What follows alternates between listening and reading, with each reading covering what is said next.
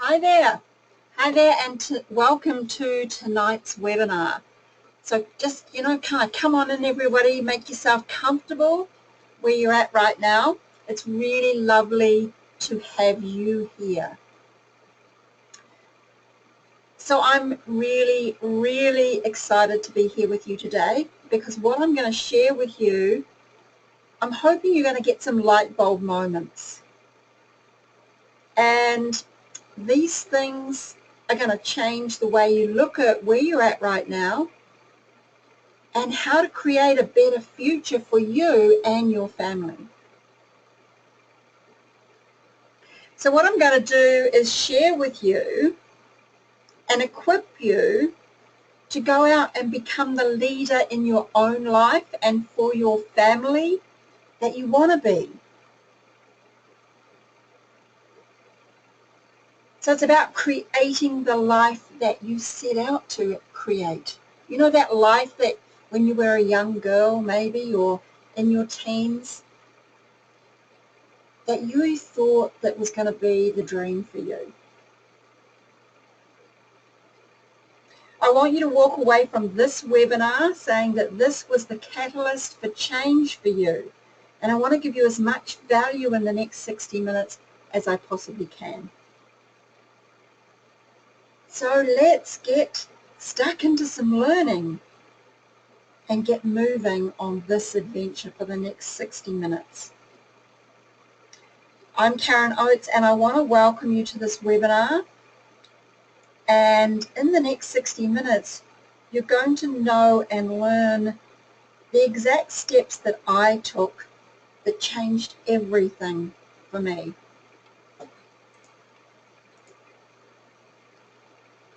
Sound good?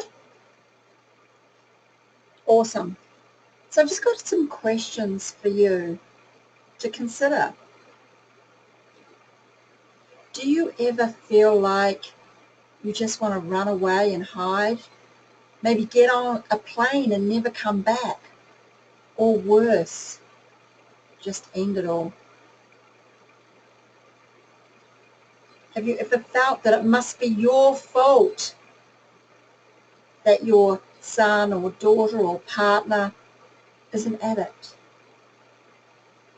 That you must be a bad mother or a bad partner?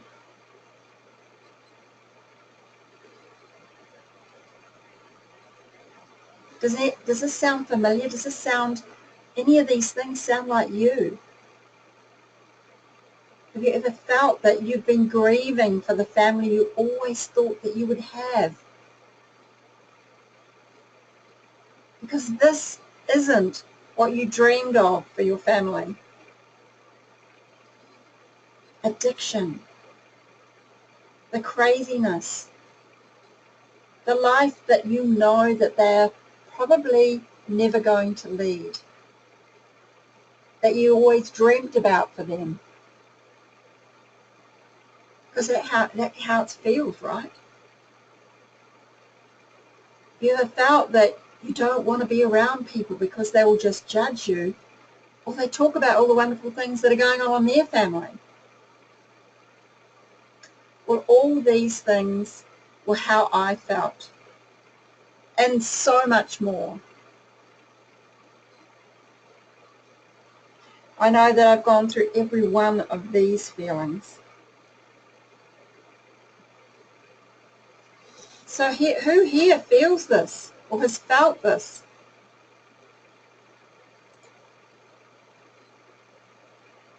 But on the other side of that, would you like to support your son or daughter in the best way for them to make the decision to choose their best life over drugs? Would you like to become the best leader for your family, the role model that you want to be, and leave the struggle, the fear, the anxiety and stress behind? To be able to wake up and feel alive and energized and free and happy every day. Would you like to take your life back and go live it?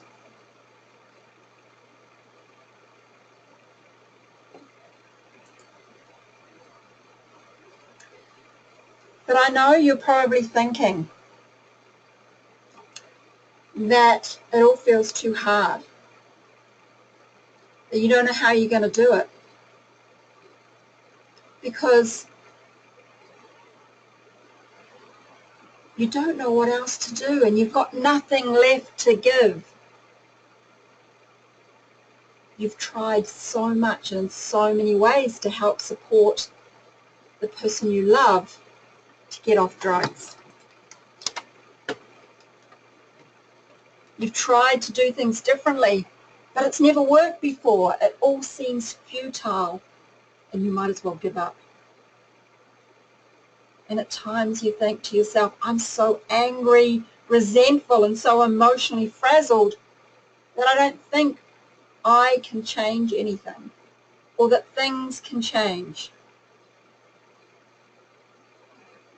Or if you're anything like I was looking for some magic key just to stop all the craziness. How do I get to stop what's going on?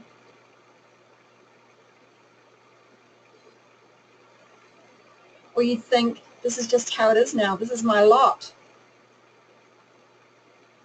And I have no one that truly understands or have someone to share what's really going on. And it all just seems too hard.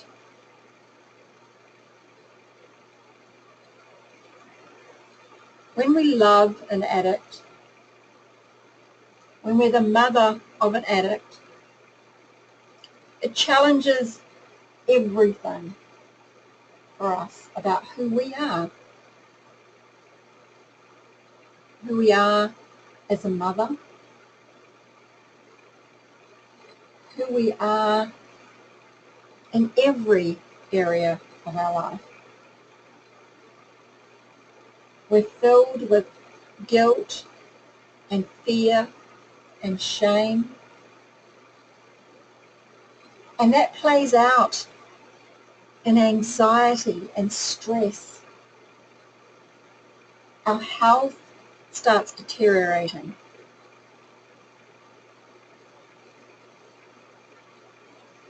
And you don't really want anyone to know. So what I find is that most women go either withdraw. They withdraw and they don't want anyone to know. That's exactly what I did. Nobody really knew what was going on in my life when my son especially was at the depth of the craziness in his life. Everybody thought I had it all together. I had a business. It seemed like I had my shit together. But oh my God, I was empty inside. Nothing was working. Or sometimes it can be that you share with other people and you live in the story. You live in the drama of it all.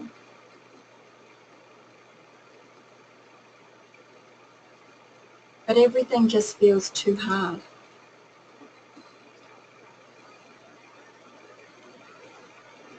Well, look, my mission, and this is so important, I want you to put away all your distractions right now. I want you to, if you've got music playing or the TV going or you've got Facebook up, I want you to turn everything off, because this is truly what I want you to be part of, the next 60 minutes.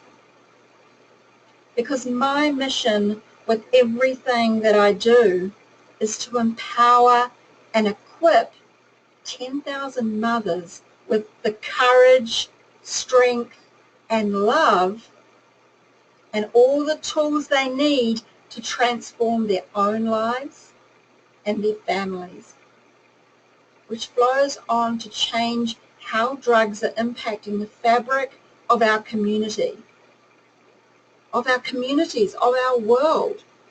And it all starts with you. So my question to you is, Would you like to be one of those women? Ask yourself that question right now.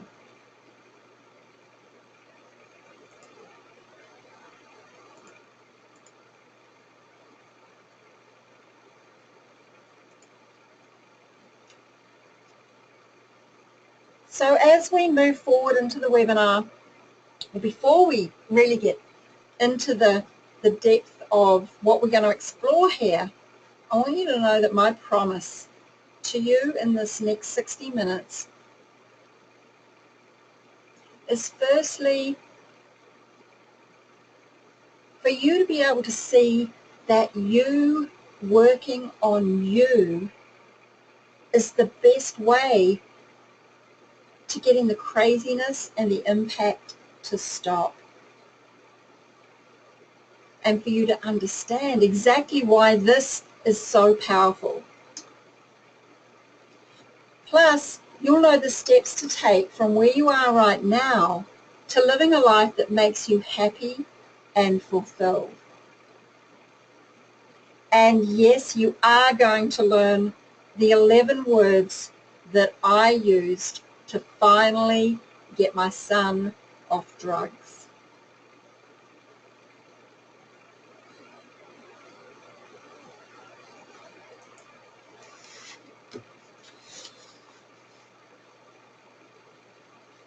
So who am I?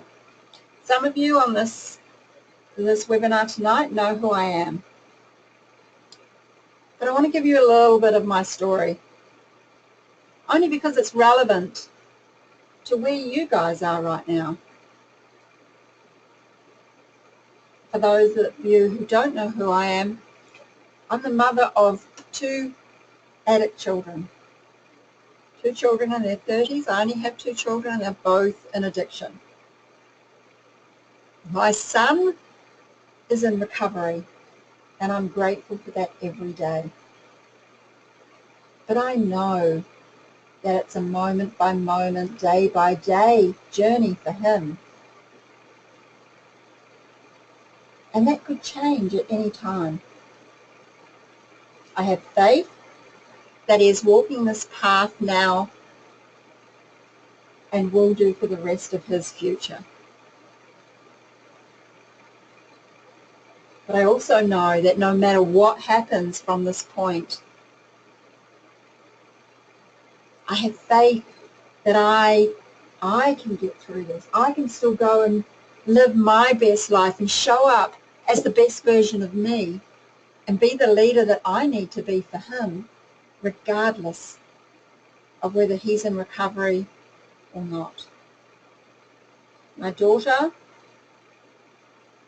is still in active addiction. She may never find her way or find the path for her to make a different choice, to choose to live a healthy and fulfilling life. But that is her journey. I can love her in the very best way and be here for her,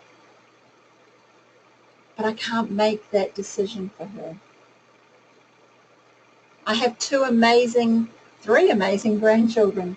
My 2 granddaughters got taken away from my daughter, and it broke my heart. I did everything at that time to try and get her to do the right thing to go into rehab.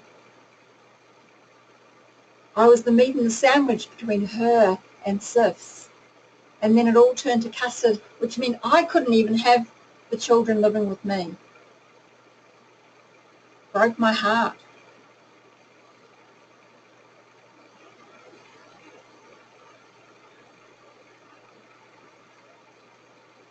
But during the course of this time, when my son, well, I could spend the next probably 10 hours giving you, just a synopsis, a brief glimpse of what this journey has been like for me. I'm sharing this with you because I want you to know I get where you're at. I get what it's like to walk in those shoes when the struggle takes over, the heartache takes over, where you just want them to leave that behind for them, but also for you, because you can't take it anymore. I got to a point where I didn't want to go on. It was either getting on the plane or it was ending it. But I made a decision when I got to that point that I could no longer tolerate this. That instead of doing what I first thought of, I knew that there was something else, that I could go on to live my best life, because I was no role model for my children or my grandchildren. I was depleted. I was done.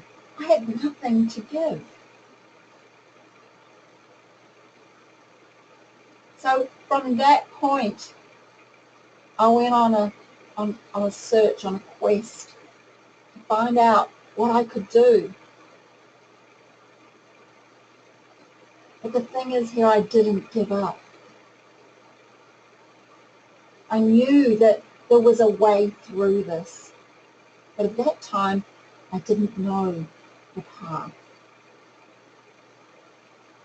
But during the course of the last, how long? 15 years.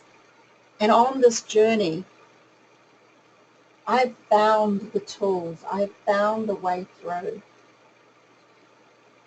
So initially I did a lot of training, a lot of collecting of tools, until I got to a point where I knew I wasn't just doing this for me anymore. That I could give back, that I can help support other women. Initially, I didn't want to step directly into helping other mothers who are struggling with addiction of someone they love. But I went and got the tools to help with any level of human performance, of being able to coach women through the tough struggles of their life.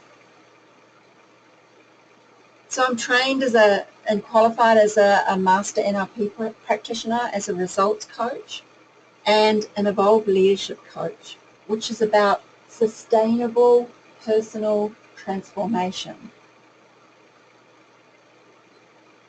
And my passion, my mission, I know that I'm here to make the biggest difference that I can with other women on this journey. To empower and equip women across the world just like you.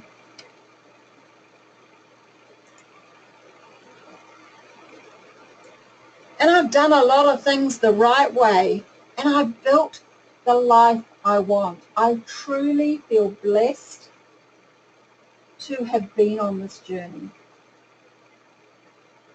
But it hasn't always been that way, of course. I remember someone telling me, but all the struggles and everything, makes you into the woman that you are today. I was screaming inside my head, but I don't like the woman that I am today. I didn't like myself, let alone love myself. Because I felt it was my fault. Why couldn't, at least now, why couldn't I do something to change their situation? What else can I do to help them? But I now feel blessed to have been on this journey, because this is my journey. Their journey is their journey. I love and adore my children and my grandchildren. It's what I live for. For so long, I denied that family was my highest value, because I felt that I wished I'd never had a family. And family didn't even figure on my list of values of what was important to me. And that's the crazy thing. It is my highest value. Family is the most important thing to me. I love where I am now. I love what I'm doing. I love everything about my life.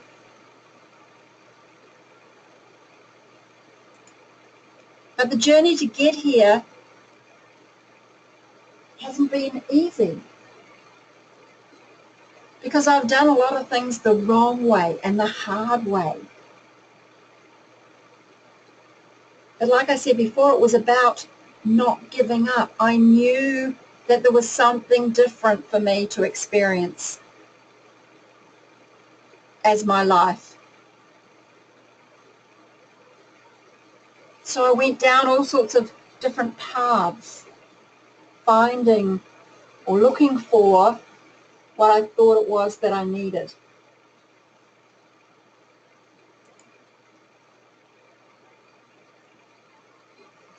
But it doesn't have to be such a struggle. There is a simpler and faster path than the one I went on. Knowing what I know now,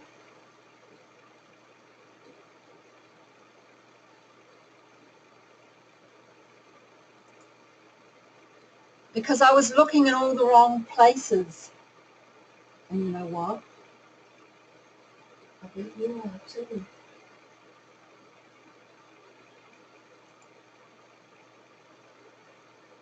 Because the place that I was initially looking was outside of myself, was out there somewhere. It was to change what was going on with my son or with my daughter, to change anything and everything that was causing me grief.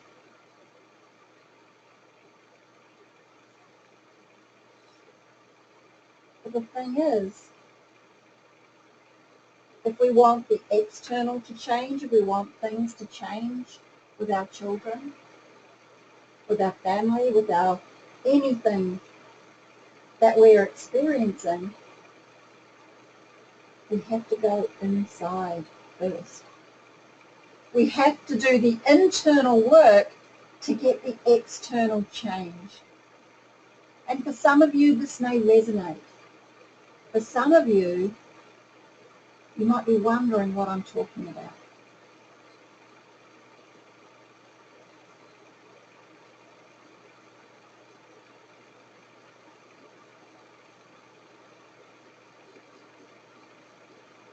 So I want you to grab a pen and paper so that you can make some notes. Make sure that as we move through, that you can take some notes. But I also want you, as I said before, to be totally present right here and right now.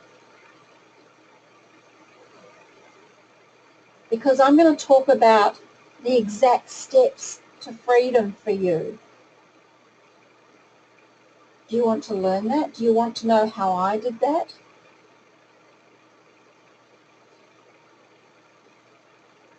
And yes, you are going to learn those 11 words that I used to finally get my son off drugs. So stick around to the very end, because that's when we'll go there. But you need to get the concept around that to understand the meaning of those 11 words and how it made a difference. So no multitasking, no distractions, close Facebook, close anything down, close the door, and let anyone who might distract you know that you'll be back in 60 minutes. And also at the end of the webinar, I want to give you a huge gift of value for coming and committing to your future. So can I ask you a question? Are you ready? Are you ready to play full out in this process?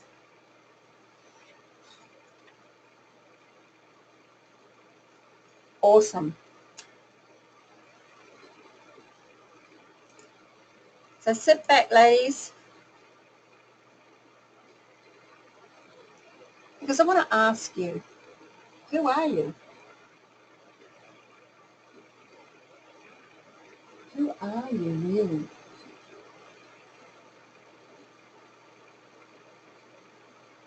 Are you what you think you should be? Or what other people think you should be? What's that mask that you wear? Because we've all got a mask on. All of us. But what's in your mask as the mother of an addict?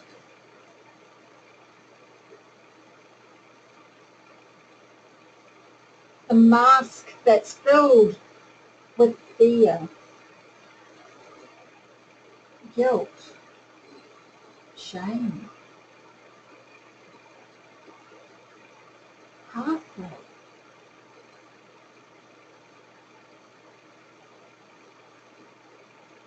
What are the things that are in your mask? Because in the mask that we wear, that is determined by our journey to this point, becomes the filter through which everything goes. Everything in and everything out. So all communication that comes in and how you respond back to the world. It creates the meaning that you attach to anything. Any conversation, anything you see, anything you read. Because you know the only thing that gives us grief or causes us pain is the meaning that we attach to something.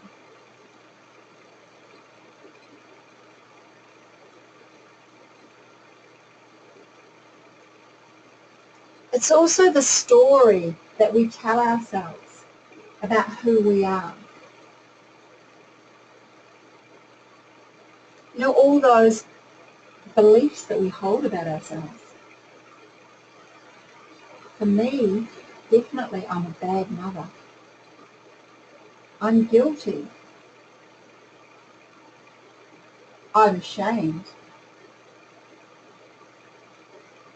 The thing is, all of us, the human race, every single human being, based on research done,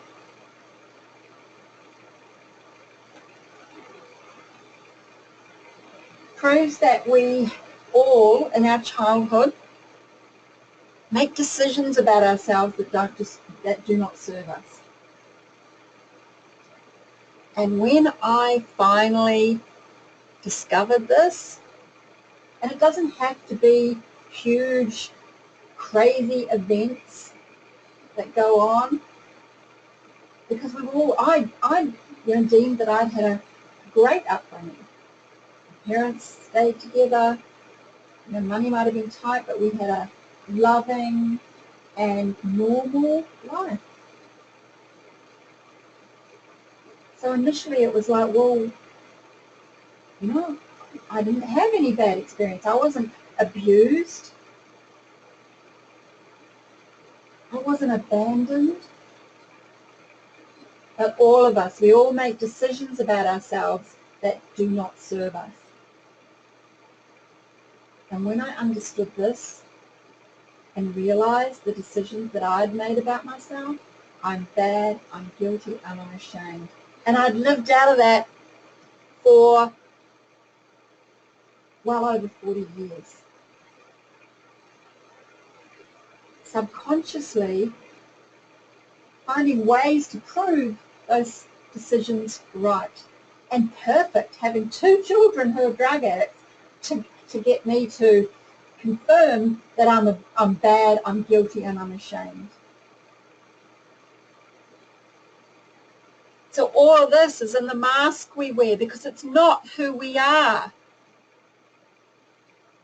But when we've got this running in the background the whole time and we're trying to deal with an addict in our family, someone we love, and we've got the rest of our world going on with other family, maybe job, career, we've got our house to look after. Do you see how this, becomes not just the job of the external, about looking at what we can do, but this is about who we are.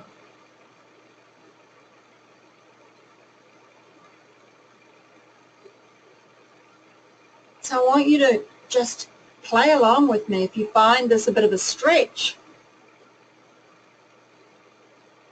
I want you to think about your mask. And not necessarily what's in your mask, but just imagine that you have a mask. An identity that you've created for yourself. And here I'm talking about the disempowering aspects, the things that don't serve you. Because we've all got things that are great about us, but what happens is we allow the disempowering aspects to take over. That's what we listen to. That's where we make our decisions from. So I want you to kind of imagine that mask now. And think about being able to take that mask off.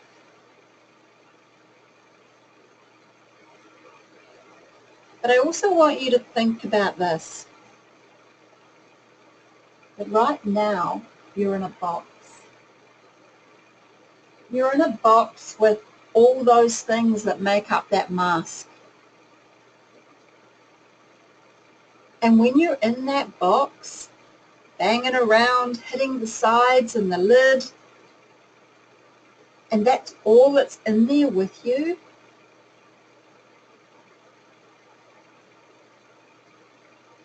that's the craziness that becomes what we perceive. Our unconscious mind perceives that we're safe and in control. Because if we do anything different, we try and push through our fears. We try and tell ourselves a different story. It all feels too hard because at least if we continue to do things and see things the way that we are right now, at least we know we can deal with that because we always have. Even though it doesn't work, it's kind of like it's safe there. It's the known. Because outside the box is the unknown. Who knows what's out there? But the thing is, everything that we want and how we want our life to be is outside the box.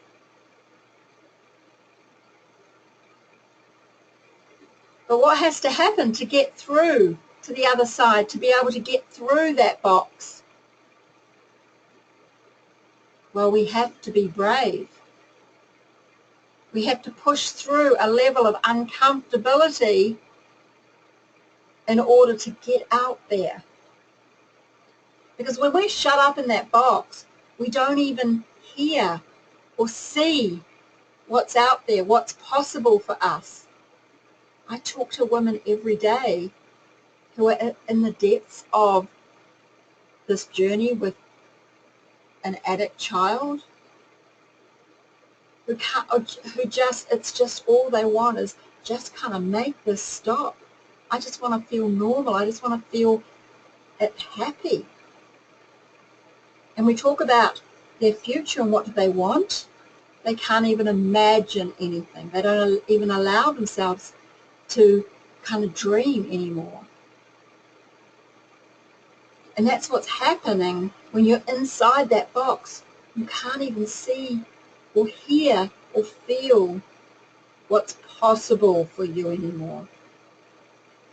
But what happens is every now and again we get brave, right? You might decide that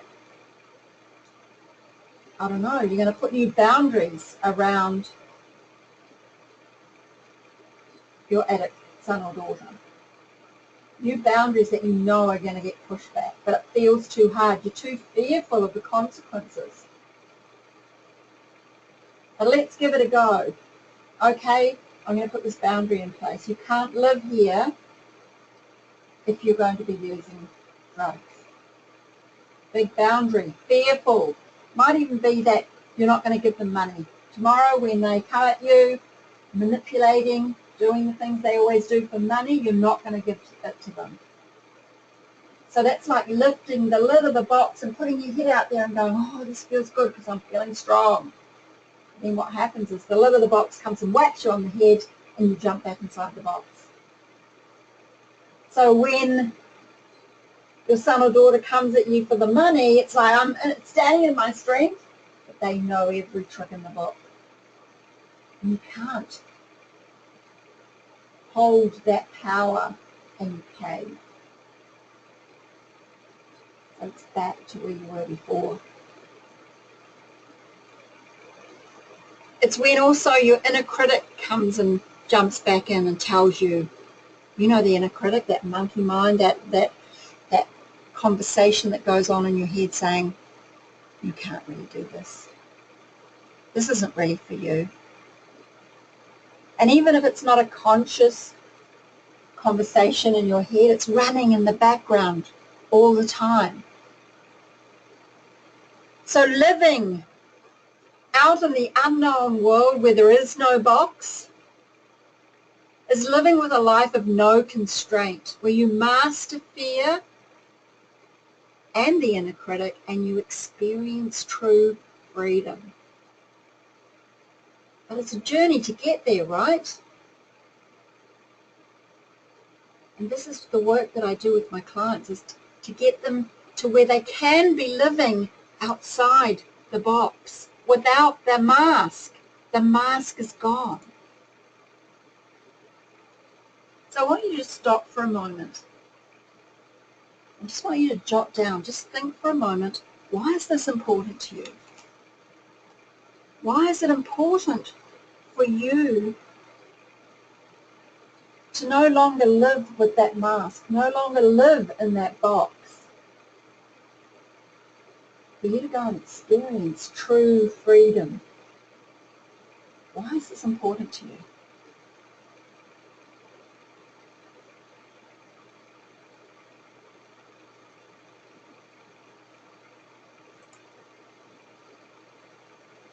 So now I just want to explore a little bit.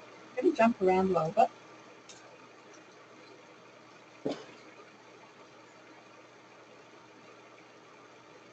And I just realised that my headphones are not actually plugged in. I'm hoping that you can hear me, but I'm also hoping that you can still hear me now.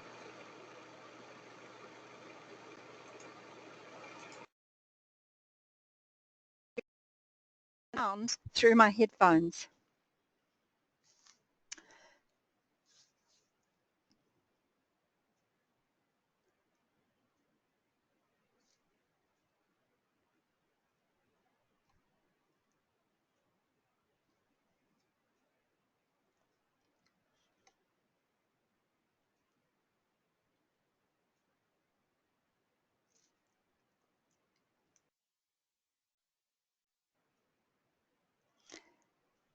So I'm hoping that you can all hear me a little bit better now. I've plugged in my headset and we should be getting a much better quality of sound. Sorry about that. I hope that this was all as it should have been in regards to you hearing okay.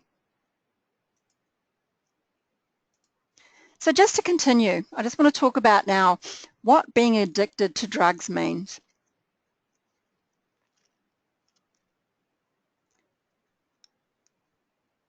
When our system gets filled with the poisons, when they become overpowering and all-controlling, us as parents or partners have no show of fighting the drug. But our kids are in there somewhere. But drugs become their top priority over everything. Where am I going to get my next drug from? Is the most important thing to them. And we don't understand how they can do the things that they do, the craziness that comes with that. I could not understand how my daughter was not putting her children first.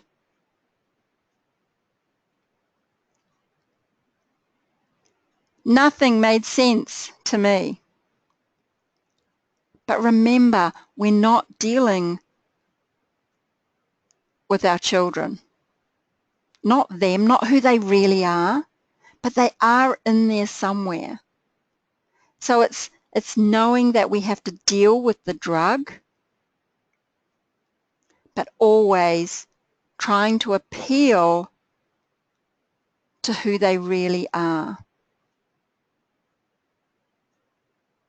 And that's challenging because it brings out the worst in us when we're trying to deal with a crazy, out of control monster that the drug is. And we want to do what we feel is right, but through that mask of guilt and fear and shame and everything else that goes with it, we think that what we have to do is give, as in give the way that the drug wants us to give. And the drug knows every possible way of manipulating and controlling. And we get pulled further down into that deep hole because we're so fearful of the consequences if we don't rescue and enable. And we become an addict as well when we enable. Because we get presented with a situation where they want something. We want money. They want money. Whatever it might be. And as soon as they ask, we instantly go to that painful place, which is a combination of, I don't want to do this, but I don't want to not do this. And the fear of the consequences or possible consequences in our mind of not doing that, we give in. The pain goes away in that moment. It makes us feel better.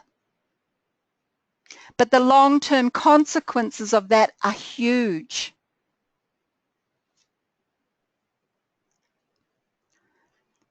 So it's understanding that we're not dealing with our children, we're dealing with the drug. So how do we deal with it differently? How can we still love them or show them love? I hear all the time from women that I talk to that they feel that they can't not do that because they love their child. Of course they do. Of course you do. But there is a different way.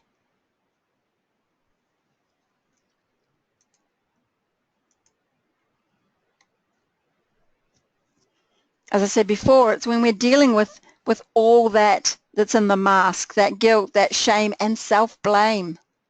Self-blame. There are times, I'm sure, and I know I certainly was, I wanted to blame everybody else. It was my ex-husband's fault. But mostly, I turned the blame inward. I blamed myself. And from that place, we don't make the right decisions.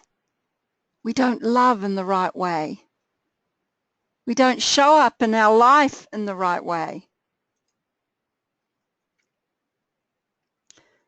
So I've kind of jumped into this already without clicking through the slides. So again, it comes back to if you want someone else to change, you have to change. You have to change who you are being. Being able to let go of that mask and come back to who you really are. And live your life from that place.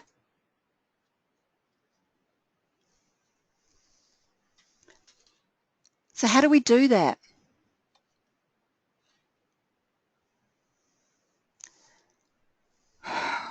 Well, again, coming back to our story. Who we are, who we think we are. Because when that's running in the background and we couple that with the craziness that's going on externally and internally, it's the focus. It becomes who we are. Because we're so much more than our story, the story that we've created from that mask. Because what you focus on expands, and most of the time we're living the craziness of the journey.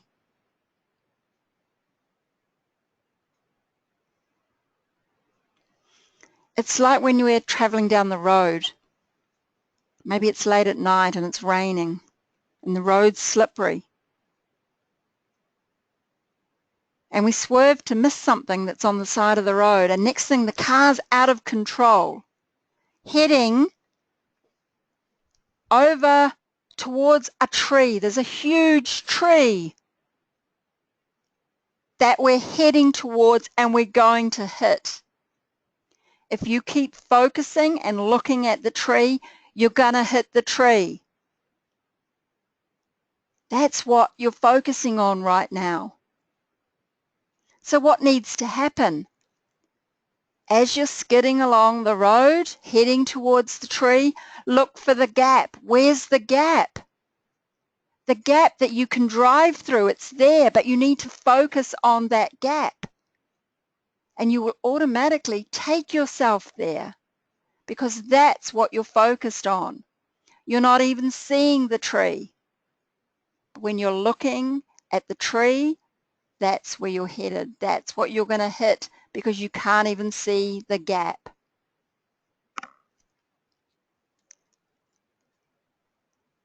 So I want to ask you a question. And I want you to write down a short sentence about what you want to focus on. What's your new story going to be? What's the story you're going to tell yourself every day in place of whatever story is in your mask?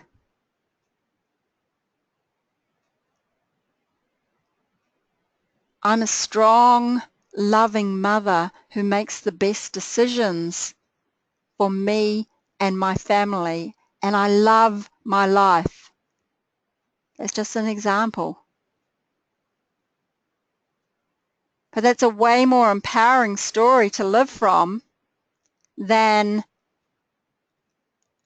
I'm filled with heartache and sadness, living and journeying alongside an addict whose life is out of control, and mine is too.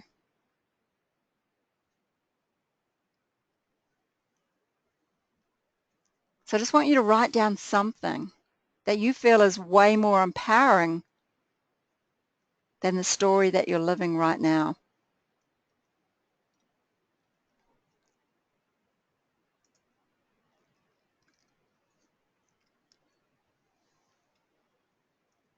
So who are you? With that mask off, who are you? Because most of us don't even know. I sure didn't. I was trying to be all things to all people. I had no clue who I really was. But it's coming back to your authentic self. And when we're fully aligned with that, everything changes.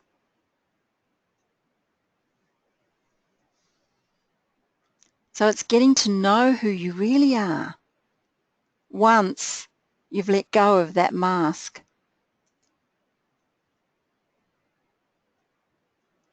But it's also about understanding what you are. I'm a mother. I'm a wife. I'm a partner. I'm a co-worker. I'm a sister.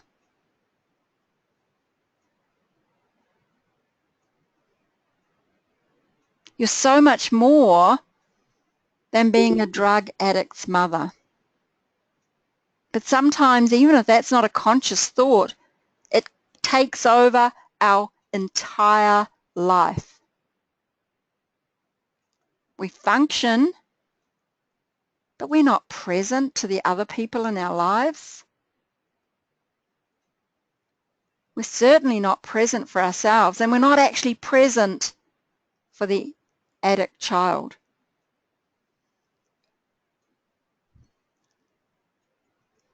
So who else is in your life? What are the things that you do? Because we have, again, it's about focus. The focus is the fact that I'm a drug addict's mother, and I have to deal with the craziness of that and all that means to me. But there's also all the other things that I just do as part of my normal life. You know, I prepare dinner, I go to work. Whatever those things, those normal things are, the usual, everyday, kind of get me through life things. But what about the great things in your life? What are the things that go on for you that you kind of forget to acknowledge? The great things about your life and the great things about you. So it's reminding yourself, focusing and acknowledging the great things about you and your life.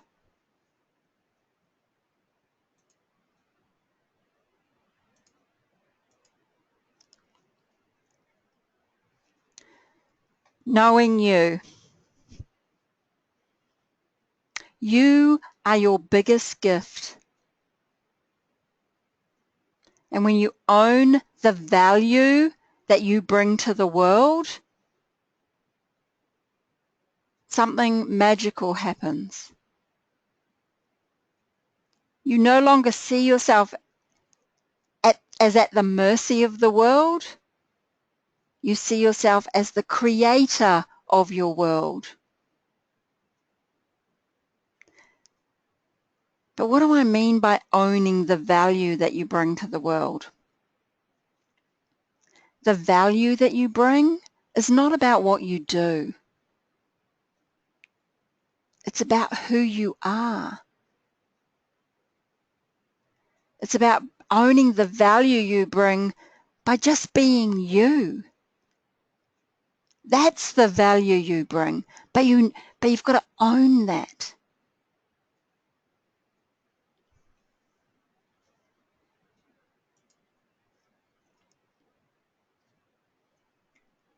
So one of the other key things is about support. Where do you get your support from? Who supports you? Because often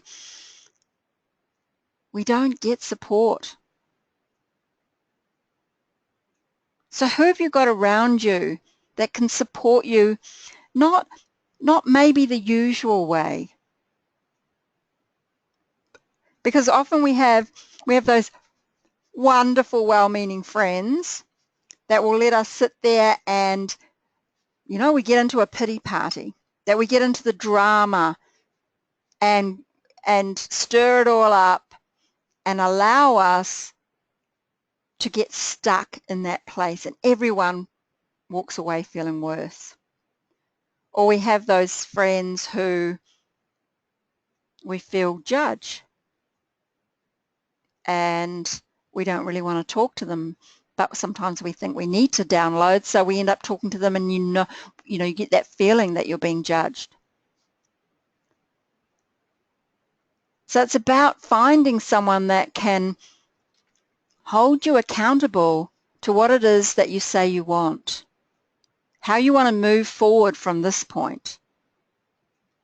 It might be that it's just someone who can give you a hug, someone that you can ring and say, I just need a hug today, or I want a 10-minute download of what's been going on and move on.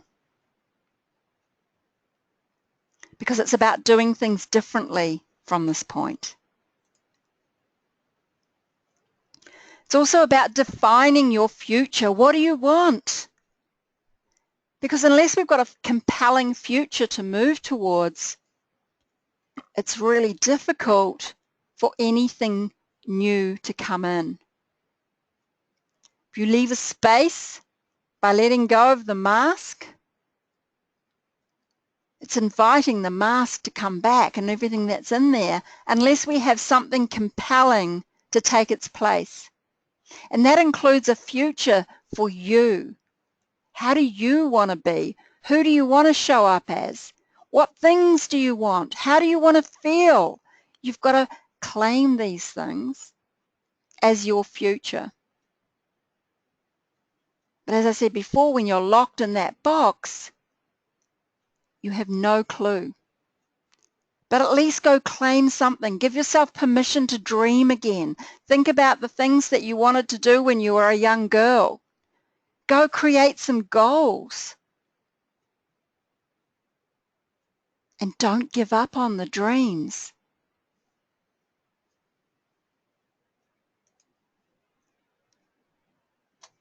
So I want you to sit back and think now about why. Again, why? Why do you want something different?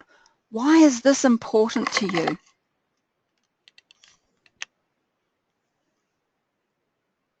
Why is it important for you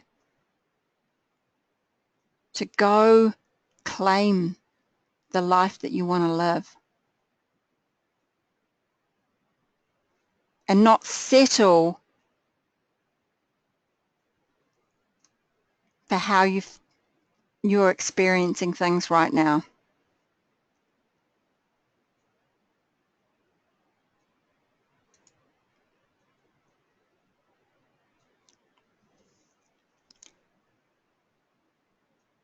And it takes faith. Faith in yourself. Faith in the journey. Faith in knowing that whatever happens, you will be okay. Faith that your son or daughter will find their way.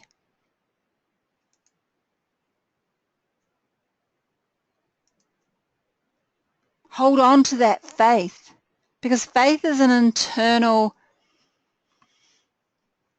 knowing and belief. I know a lot of people talk about hope, but to me, hope's about you're holding on still to something external changing in order for you to be happy.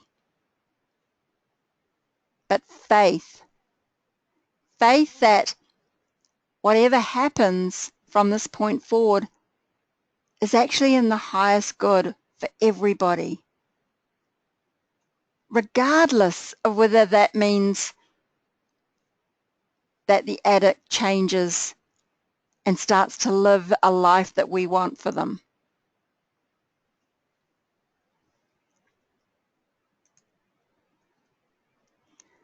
It's about having a plan.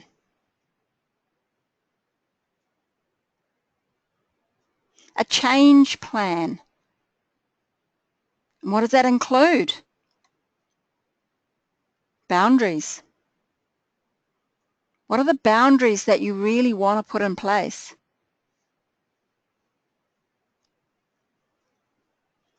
if you're growing through this experience and becoming a woman who is strong and courageous and is knowing that she's going after living her best life, what are the things that you can do to change the way things are right now? And that comes back to boundaries. What are the new boundaries that you might need to put in place? And that doesn't just mean with your addict children, because what I hear also every day for those who have been enabling and those who do get manipulated by the addict, it happens with others in the family as well. May or may not be you, but I want you to think about the boundaries that you need to put in place with everybody in your life. Do you need to change anything? This becomes personal to you, but you need to look at that. If it feels hard right now, the thought of changing and putting in new boundaries, that's okay. With the clients I work with, we put in a plan around boundaries. And they know where they want to get to, but maybe it's too big a leap right now. So start off with the smaller boundaries.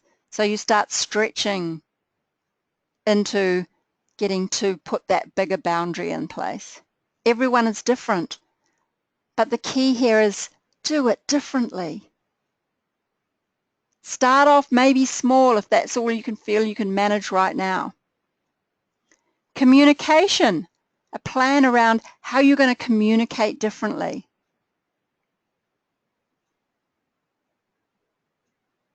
Because it's about who we are being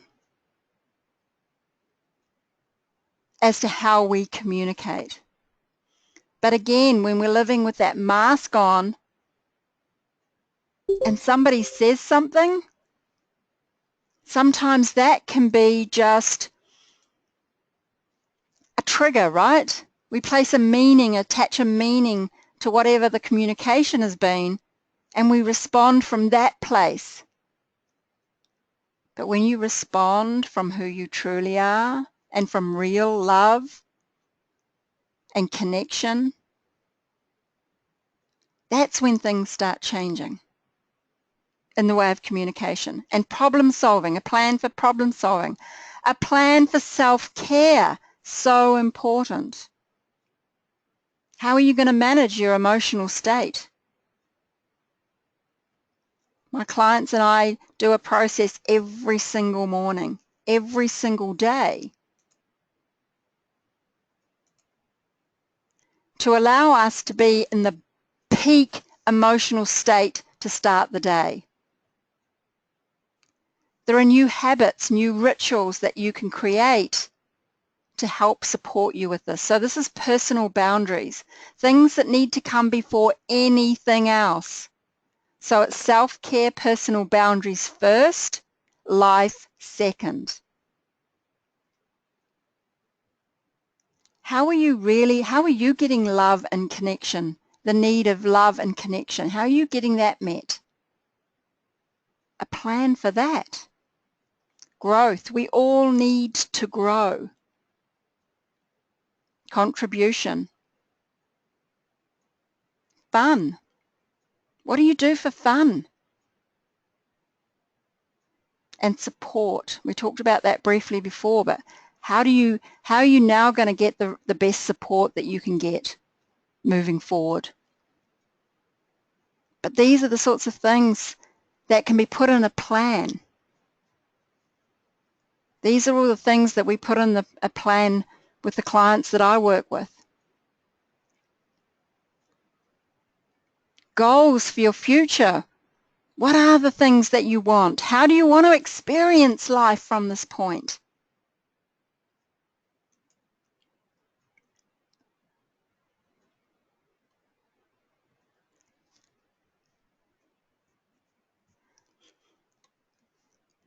It's just some clients that I've worked with.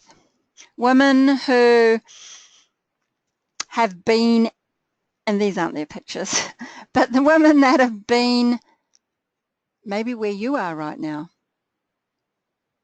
Certainly some of them close to where I was, and either running away or feeling like there was no future for them. They might as well end it all.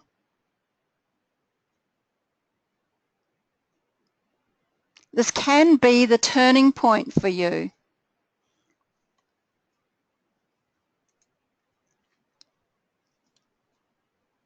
So I want to just go over a quick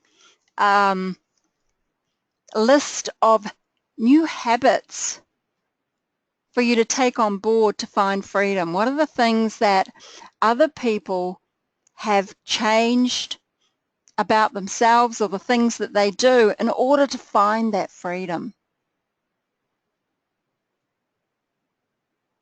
So we're just going to run through these quickly. Practice gratitude. We so often forget to acknowledge the things in our life that do work, that we do enjoy, that we can be grateful for. And sometimes it feels that you have nothing. You feel like there's nothing to be grateful for. So start out, go outside and just remind yourself how grateful you are that you've got air to breathe, water to drink, the sun shining. Look at those awesome trees swaying in the breeze. That can be just a place to start sometimes. Be love. What do I mean by be love? Well, we're going to go through a little exercise in a moment, but it's how can you be love? It's not being loving, it's being love. Being love. Not showing love, being love. Live in the present. It's all we have. This moment right here, right now. It's living in this moment, not living from the past and projecting into the future. It's living in this moment and enjoying what you have to experience in this moment. Laugh.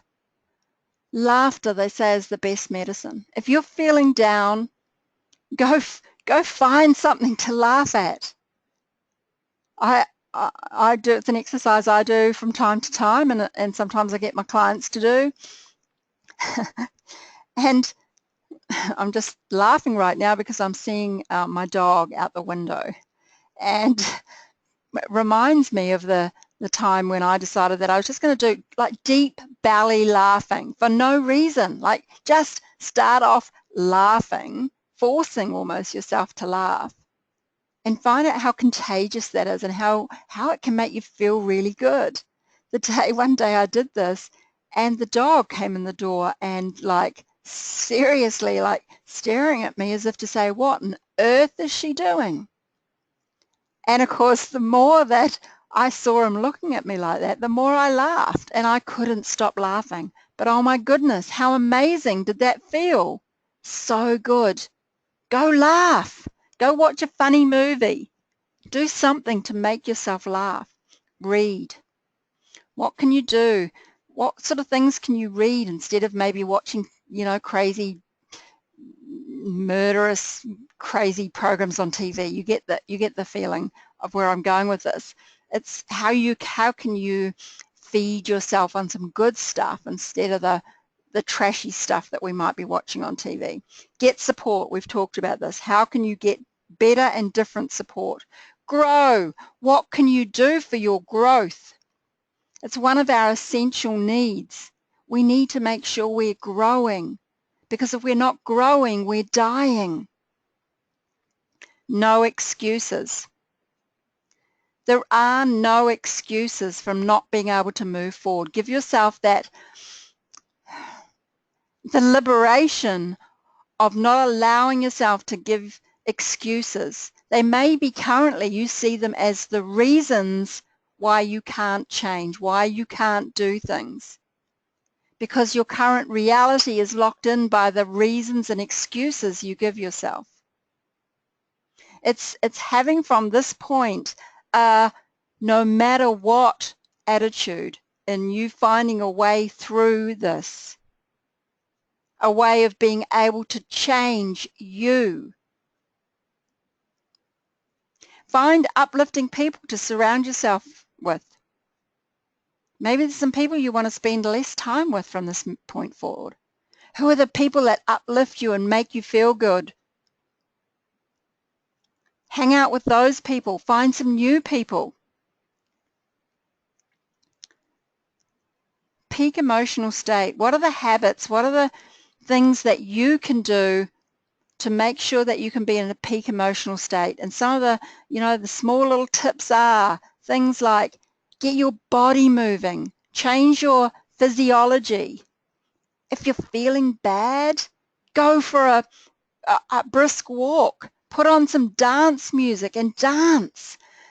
Shoulders back, head up, smiling. What is it that you can do to change it up, change that physiology to get you into a better emotional state? Sleep. If you're not sleeping well, that needs to be addressed. We need our sleep to be refreshed and rejuvenated, to restore ourselves. It's crucial. No blaming or complaining. Don't live there anymore. Don't complain. And I'm not talking just about what's going on in regards to your family. It's like, some people, you know them. You know the people that are always complaining. Stop your complaining. Start looking for the good things that you can acknowledge. Start looking to be grateful for all the things even that are not working, because it's part of your life. And no blaming others, but even more importantly, no blaming you. Stop resisting. Stop resisting. What they say, you resist will persist. So I want you to think about what are you resisting? Are you resisting change? Is what we've talked about today, like the feeling is, I don't know whether I want to change or I can change, or why should I change when everybody else has got the problem, not me? Stop resisting. Look at where else in your life you're resisting things. What feels uncomfortable that you're resisting doing? Stop resisting. Be courageous. It takes courage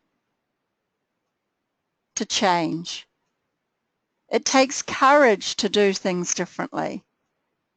It takes courage to move outside the box. But everything you want is on the other side. I can't stress how important this one is.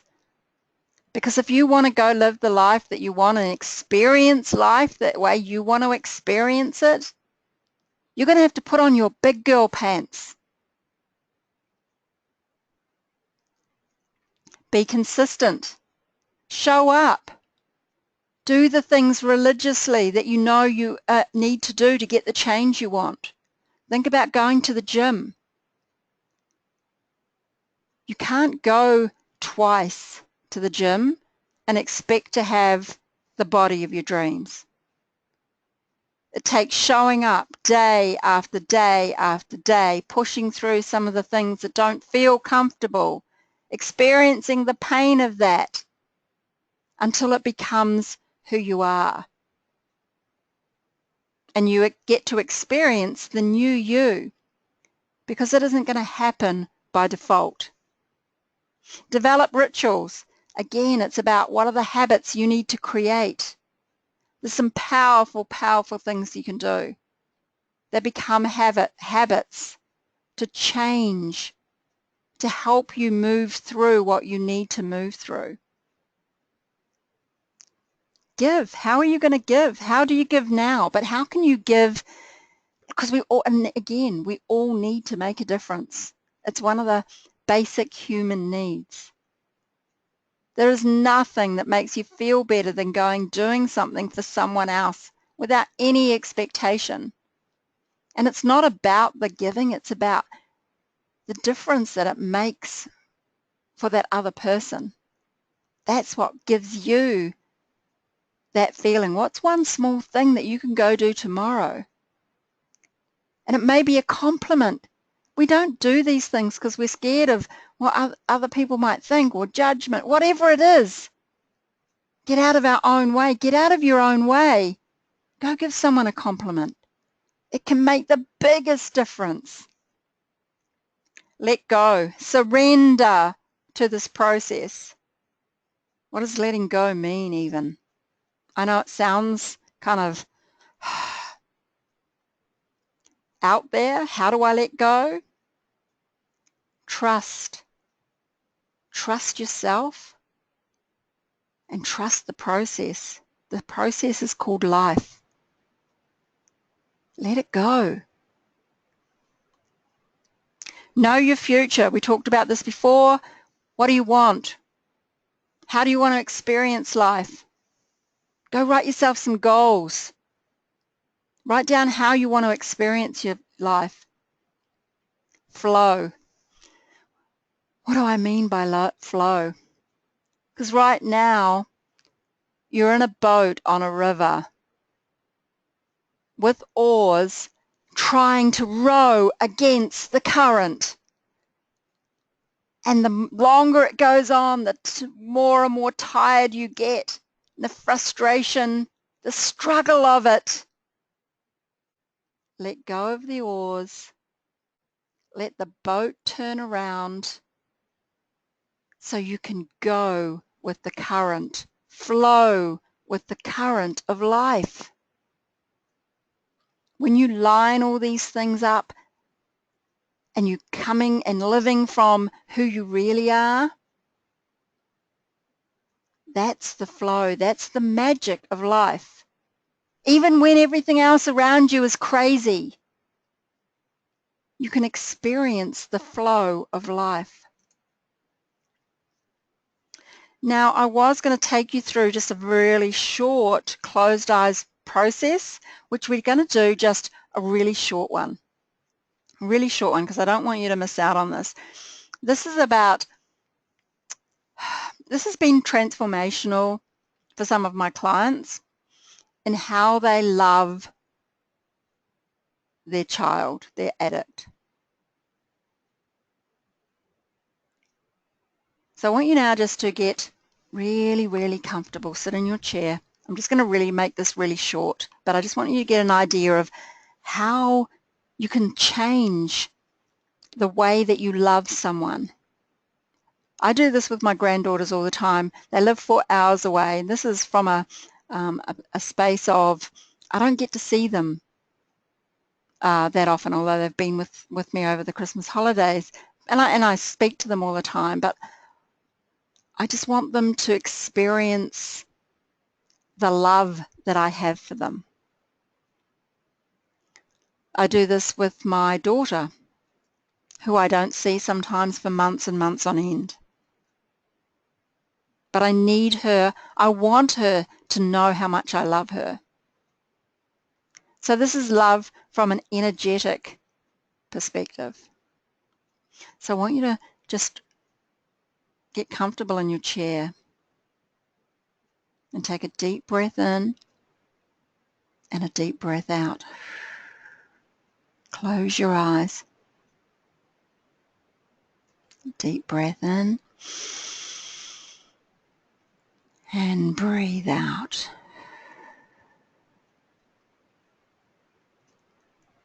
And now I just want you to imagine yourself in your heart. And as you breathe in again, I want you to imagine all the energy as you're breathing in is just going down into your heart. And I want you to feel the intensity of that as you imagine that you're swimming around in your heart.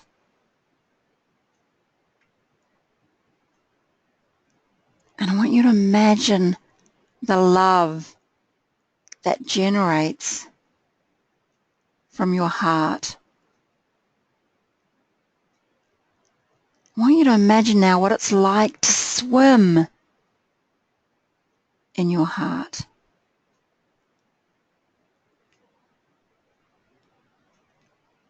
And as you're breathing, I want you to imagine that energy from your heart is now expanding out all around you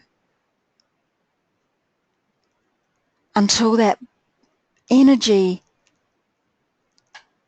is in a bubble. So you're now completely encased in a bubble of love, pure love from your heart. And now I just want you to imagine that bubble, see it in your mind's eye, expand slowly. It's getting bigger and bigger.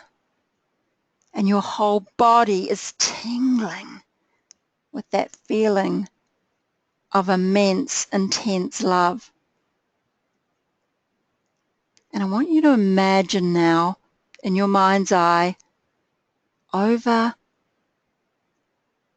in a special place. I want you to see a special place. I want you to imagine the person that you want to send this love to is there in that special place. Maybe it's sitting on the beach. Maybe it's just curled up on the couch. I want you to see them there now. They've got a smile on their face. And I want you to feel that energy love bubble just expand. That it keeps expanding out and out. And every time it expands, it makes you feel so amazing.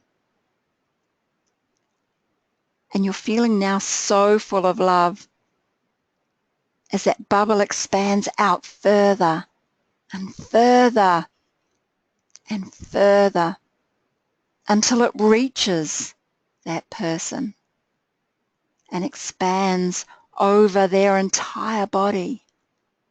So you are now both connected with this energetic, pure love from your heart to their heart.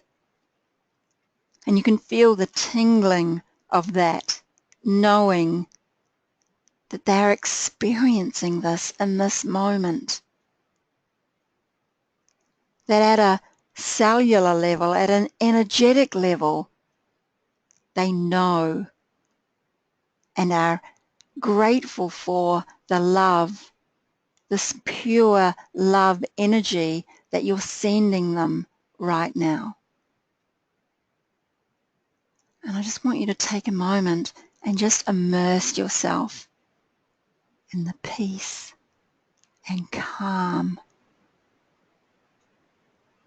of this moment, feeling the intense feelings of love that you're sending and receiving back.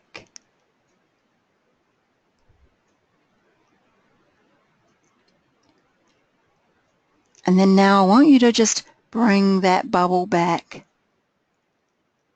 Just knowing you're leaving them now in that peaceful, filled up, gorgeous space. I just want you to bring that bubble back, slowly back towards you. Bring that back till it's back inside you, back in your heart. I want you to feel this and sense the smile that you have on your face and the smile that they have inside them from you. And just now, as you're coming back into the room, wriggling your fingers and toes, I want you to know that you can come back and do this process at any time, knowing that energetically they're connecting with you at this pure heart level. It's a way of you being able to demonstrate and give your love in the purest of ways. So just take a deep breath and wriggle. Just as we move on now, I want you to think about where you're at right now, knowing that you have a choice. You can choose to make the easy decision and stay where you are. Or you can make the choice to change, to claim something different, knowing that the very best thing that you can do for the addict that you love, for your entire family, is live as the best version of you, to grow, to change, to become that person that you want to be and experience life the way you want to experience it.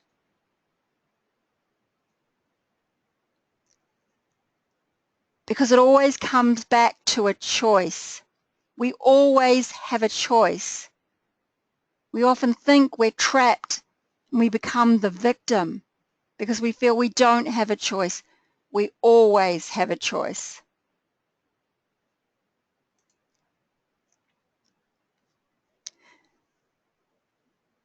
But it's about getting comfortable being uncomfortable, because you can't get a different result from doing the same things.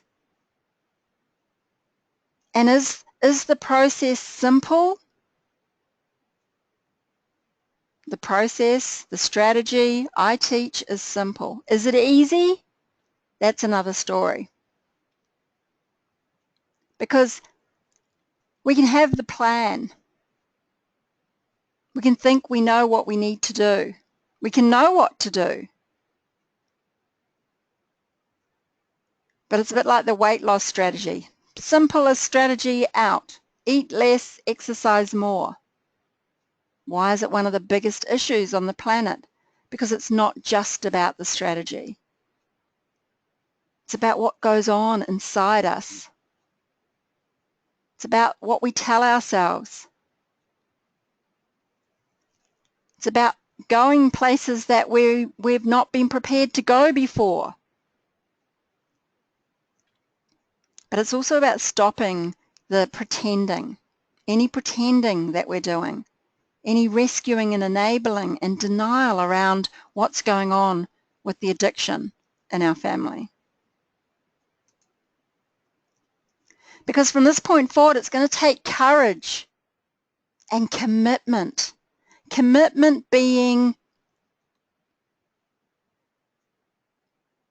line in the sand, stake in the ground. I will do whatever it takes.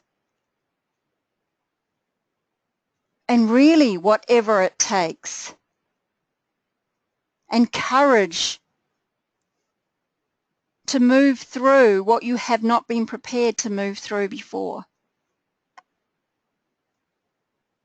It takes courage to change the enabling. For me, I was the enabler.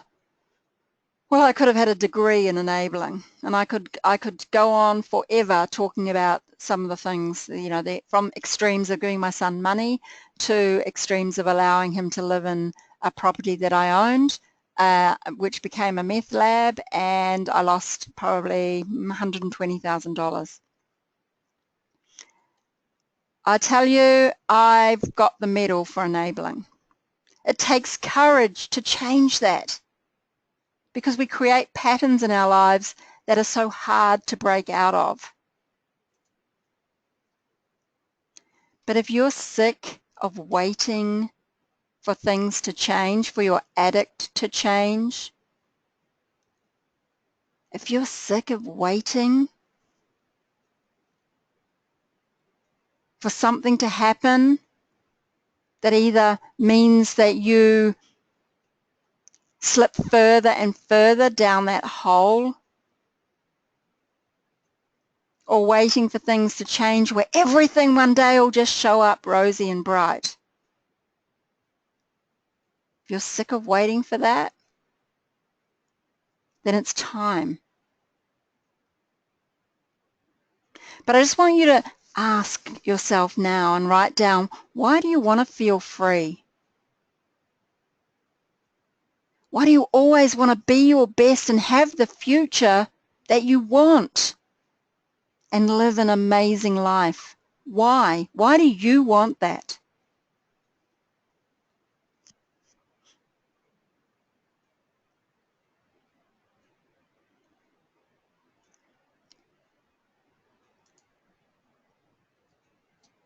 Because you can live life on your terms. I hear it all the time, I just want to be happy. What does happy mean to you? Go claim your happiness. But you've got to first put that stake in the ground and be prepared to do whatever it takes. Are you willing to change?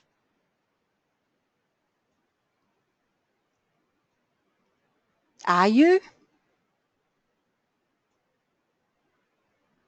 I want you to kind of go there with yourself, because we get that level of, yes, I want to change. But wanting something and being committed to it are two entirely different things.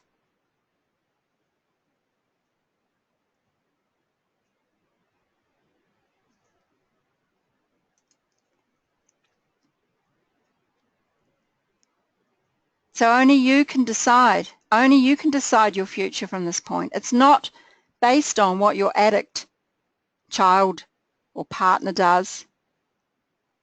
It's based on your decision and your actions from this point forward. So what are those 11 words that changed everything for my son? The day I went to my son and said to him, I love you. That's why I'm making this stand for you, that everything changed. So how did those 11 words make all the difference? I got to that point going through a process, me having to access every last ounce of courage that I could to not do things the way that I'd be doing them, to not feeling that the way I showed my love to my son was give him whatever he needed or what I thought he needed. Because what was happening was I was getting in the way of him being able to take full responsibility for his own life. I wasn't loving him, not in the way that I could to make a difference for him and for me. I was being fearful. I was filled with guilt and shame and grief. That wasn't love. So the day that I told him he had to move out of the house, and he kicked and squealed and screamed and pushed back, and I said, I love you. That's why I'm making this stand for you. From that point, everything changed. Initially, man, it went downhill fast. He ended up in jail.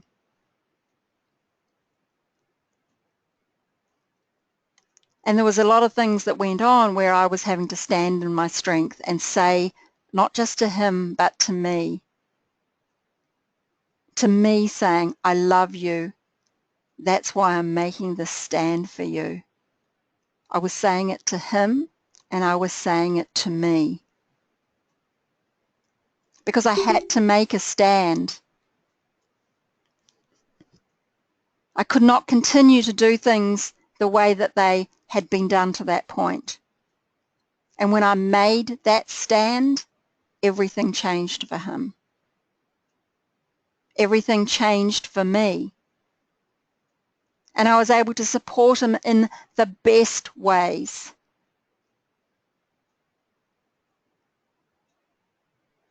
So I want you to be able to say to yourself and to the addict that you love, I love you. That's why I'm making this stand for you.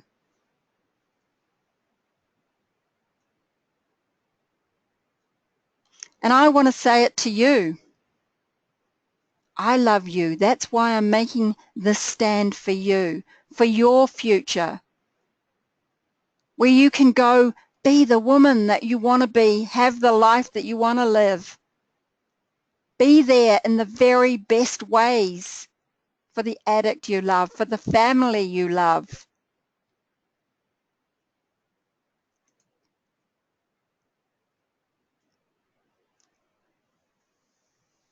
So as I said before, part of what I want to offer is a gift. I want to offer today 3 freedom sessions. For those of you who want some support to be able to start this journey of change. Because it's not easy, it's simple. It's simple. But when you know what you need to do and what you can do and what's going to give you the best results, it makes the biggest difference. But stop looking outside of yourself for the answers. Everything lies within. So I can offer a 90-minute complimentary session to 3 women who put their hand up to say, I want this. I am committed. I want a different future. I want to experience life in a different way. I want to experience my son or my daughter in a different way. I want to help support them to make the best decisions. If you go to KarenOates.com and click on the form or the tab that says apply for a complimentary session, just fill out the form and I'd love to support you if you are one of these women. If you're ready for change and you want the best way, the quickest way, I promise you there is a way through this and I'd love to support you. So click on KarenOates.com. I'll also, for those of you who are on the webinar, I'll send you an email with the link and then we can be in contact to book in a session. This will kickstart you on the road to that future that you want. Thank you so much for being on the webinar today. I hope you've got some value and I look forward to being in contact, and hopefully if we can get on that session together, well, we will map out a plan for how you can get to where you want to be. Good night, ladies.